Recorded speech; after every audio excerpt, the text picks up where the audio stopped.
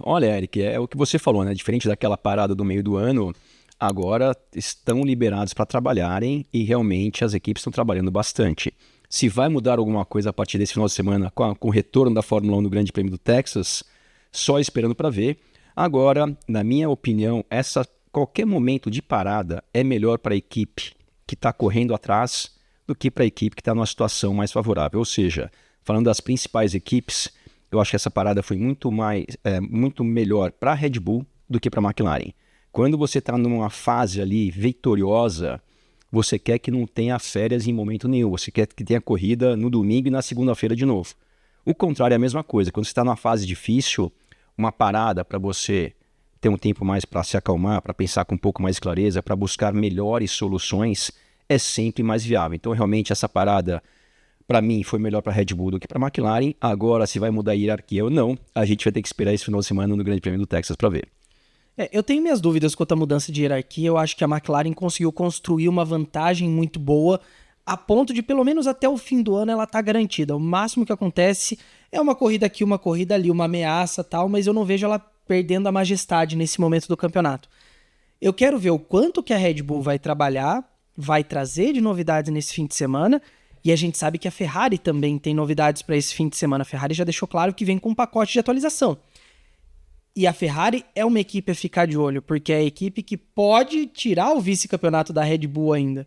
Então, ou dar o título pro Max Verstappen de pilotos. Né? Exatamente, ela tira de um lado, mas ela ajuda do outro. A Ferrari pode ter um papel determinante. A gente sabe que das corridas, né, as 6 que faltam, mantendo-se essa ordem de forças e as características dos carros, a McLaren com certeza deve dominar, que é o Qatar.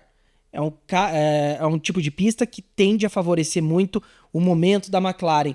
Tem trechos muito rápidos, é uma pista extremamente abrasiva, então a Ferrari, que sofre com desgaste de pneus, vai sofrer até mais do que o normal, mas as outras corridas seguem uma incógnita. Eu acho que a gente vai ver uma McLaren forte e uma McLaren que vence esse fim de semana, uma McLaren que quebra o domínio da Red Bull, né? Porque o Verstappen é quem está vencendo o GP dos Estados Unidos desde o retorno pós-pandemia, né?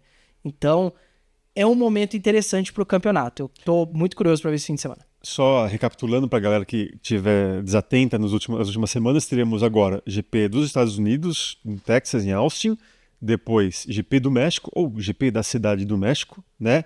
Vai lembrar que Austin tem corrida sprint, e GP do México não. Aí depois a Fórmula 1 vem ao Brasil, GP de São Paulo com sprint. Aí depois 2 semaninhas de parada, e aí a Fórmula 1 volta à América do Norte com o GP de Las Vegas sem sprint, GP do Qatar com sprint e GP de Abu Dhabi, a última, sem sprint, e finalizando o ano 6 corridas, 6 etapas, sendo 3 delas com corrida sprint. Você acha que essa questão também é um diferencial, Max? Porque com fim de semana com corrida sprint significa um treino livre a menos para as equipes testarem ali. 2, né? São 2 treinos livres a menos, né? Isso. Tem só um treino livre para o final de semana. O regulamento atual, diferente do ano passado, as equipes podem modificar o carro da corrida do sábado para a corrida do domingo.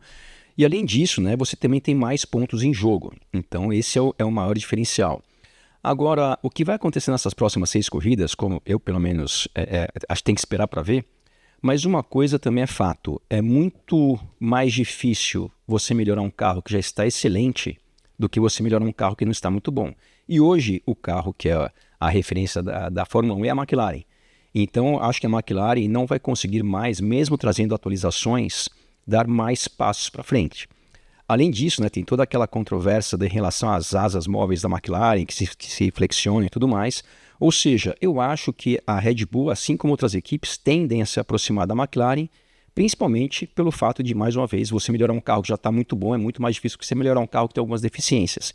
Agora tem essa questão da Ferrari, né? A Ferrari que, se a gente pegar antes desse período de férias, eu diria que a Ferrari e a Mercedes estão mais próximas da Red Bull, às vezes até à frente, do que a Red Bull em relação à McLaren.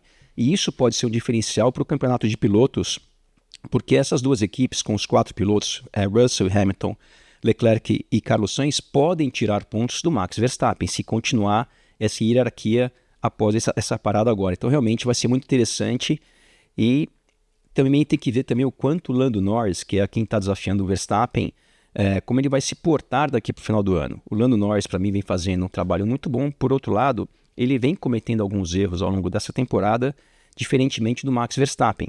A última etapa que a gente teve antes dessa parada, por exemplo, em Singapura, por muito pouco, por Deus, ele não perdeu uma corrida praticamente ganha. Ele tocou 2 vezes no muro, não quebrou mais por sorte do que por mérito o carro dele. Então, realmente, a gente já viu ali um Norris tendo uma conduta diante da pressão que ele já vem tendo no momento, diferente do que o Verstappen teve na primeira disputa do Verstappen por um título, que foi em 2021 contra o Hamilton.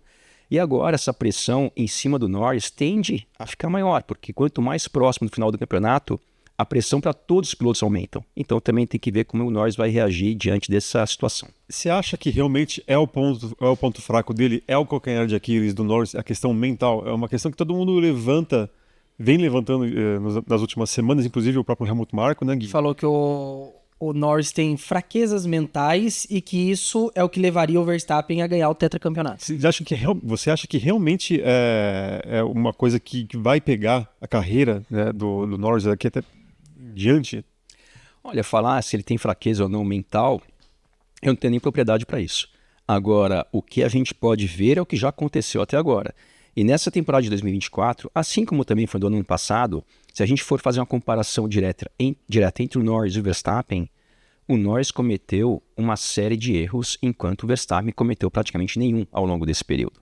Inclusive esse ano, e como eu falei, só em Singapura foram 2 erros que poderiam ter enterrado qualquer chance de disputa pelo título numa corrida que ele estava 20 segundos à frente do Verstappen. Então, realmente, eu acho que até agora ele se demonstrou um pouco mais sensível a essa questão da pressão. Se isso vai continuar assim até o final do ano e, porventura, ser o diferencial, tempo vai dizer. Mas eu pelo menos me baseio pelo que já aconteceu, e o que já aconteceu demonstrou que ele comete mais erros do que o Verstappen. Falta um pouco, né, de sangue frio pro Norris, e eu costumo brincar, né, eu sou uma pessoa meio crítica do Norris, eu acho que falta um pouco de ódio nele. Essa coisa de ser mais aguerrido, mais agressivo em termos de disputa, sangue ruim, a gente viu... sangue ruim mesmo. A gente já viu em disputas de pista o Norris ser muito passivo, de deixar o outro carro passar, de não brigar. A única vez que ele fez isso esse ano, ele cometeu um erro, que foi Áustria contra o Verstappen, e a vitória caiu no colo do Russell. Então, para mim, falta um pouco o sangue frio, o ódio no coração do Norris, que, por outro lado, muita gente já destaca, e eu vejo também, o Piastri parece ter mais isso do que ele. E você acha que esse tipo de coisa, o Max, ele adquire durante a carreira ou ele nasce com isso? Vai ser uma coisa que ele vai ter que lidar para sempre? Acho que as duas coisas. O piloto, cada um tem sua característica, né?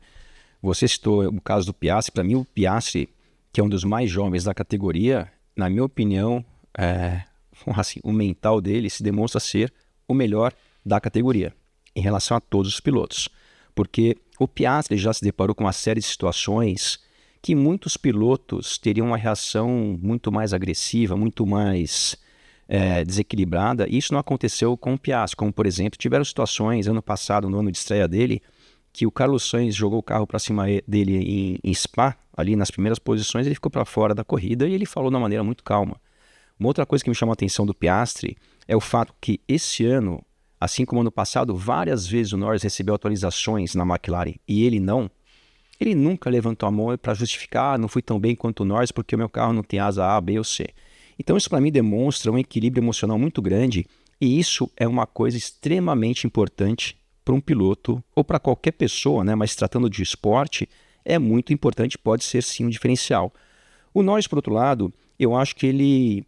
Talvez é um pouco diferente, eu acho que às vezes ele é tão pouco explosivo demais, às vezes ele tenta um pouco demais e comete erros, como aconteceu em várias classificações, que está lá para fazer uma pole, chega na última curva e escapa. Então acho que essa parte de um equilíbrio emocional pode ser sim um diferencial. E se a gente comparar, né, o Norris, que entrou na Fórmula 1 em 2019, se eu não me engano, ou seja, ele está 5 anos na Fórmula 1, que é mais ou menos o mesmo período que o Verstappen estava quando ele conquistou aquele título de 2021. O Verstappen estreou em 2016, e em 2021, 5 anos depois, ele estava na disputa de título. Disputa essa muito, muito mais acirrada do que vem sendo agora de 2024.